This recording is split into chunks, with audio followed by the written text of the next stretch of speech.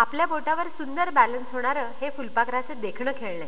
ते बनवण्यासाठी आपल्याला लागेल एक जाड कागदावर काढलेलं फुलपाखरू, काडेपेटीची काडी, सेलोटेप आणि रंगीत पेन्सिली.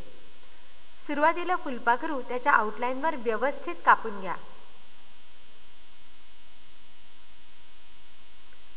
ही झाली फुलपाखराची मागची बाजू. आता पुढच्या बाजूनी ते सुंदर रंगवून घ्या. एखादं खरं निसर्गात दिसणारं किंवा मग कल्पनेतलंही.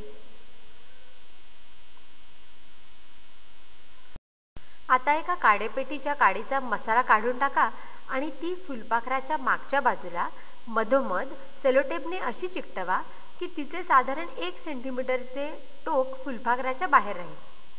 आता हे फुलपाखरू जर आपण आपल्या बोटांवर बॅलन्स करायला गेलो तर ते खाली पडेल. ते संतुलित राहण्यासाठी 2 मोठ्या पेपर पिना त्याच्या पंखांवर बसवा आणि त्याचे पंख थोडेसे खाली झुकवा. आता ते आपल्या बोटावर किती सुंदर संतुलित होते पहा. एखाद्या पेनाच्या किंवा काडीच्या टोकावरही आपण त्याला संतुलित करू शकू आणि थोडासा धक्का दिल्यावर किंवा हवेच्या झुळकीनेही ते डोलेल आणि गिरकी पण घेईल.